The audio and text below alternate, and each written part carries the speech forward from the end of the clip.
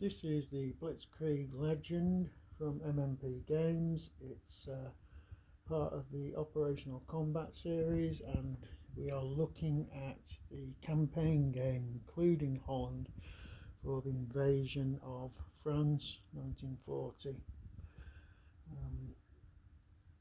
The situation at the moment is the end of the second turn, which is the end of the 13th of May historically. Now, I've played the options that are supposed to give you a more realistic historical result here, in the fact that the Germans, they get the first turn on the first day, on the first actual 2 days, but instead of throwing for initiative for the second turn, which is May 12th to 13th, you actually give the Germans the initiative, so they get 2 turns back to back. Now, they've made some progress. They got to the Meuse and got across the actual Meuse at Dinant, but in the centre,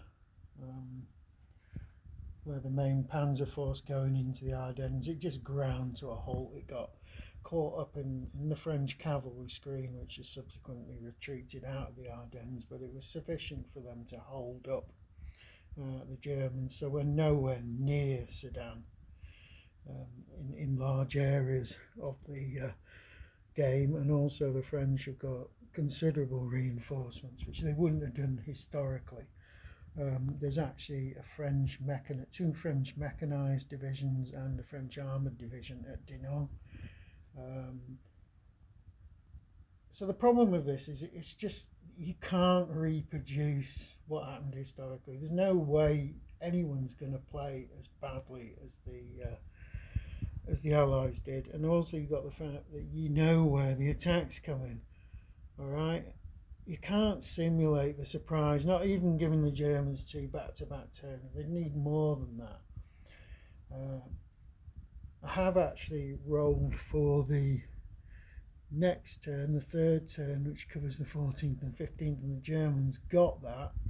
It was both sides rolled a 6, but because of the special rules, the Germans get the initiative for that turn. Even that's not going to help them.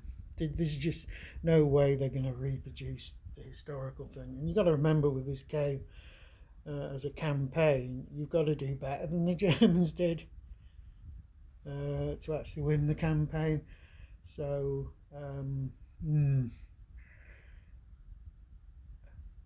yeah, a great OCS player could have done it, but no way. I'm just not that good at it.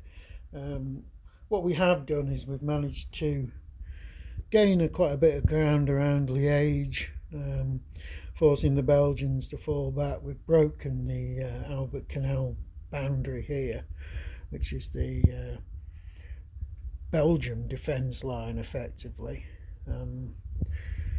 We've made a reasonable amount of progress in Holland, mainly because the Dutch forces are really, really weak, just border forces.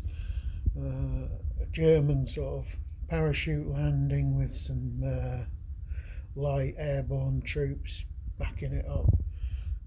It's taking place near Rotterdam, but the main Dutch line is pretty solid along a set of fortifications along here.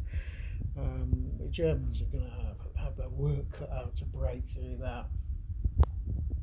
So what I intend to do is just play it a little further, see maybe a couple more turns, and see how it goes. But I can't see that this game is going to go on long term, because there's no point. Because the Germans, as far as I'm concerned, the Germans have already lost.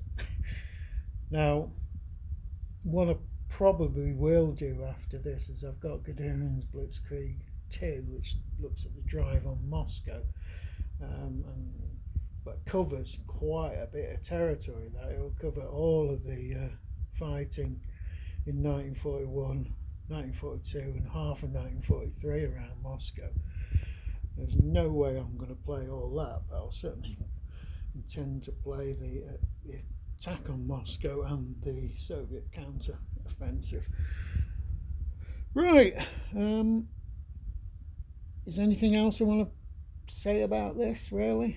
I don't know. I assume this one shines in its scenarios because there's lots of different scenarios covering different places along the front, looking at Dunkirk, Operation Dynamo, all that sort of stuff. So there's a lot of little scenarios which I think are probably the meat of this one.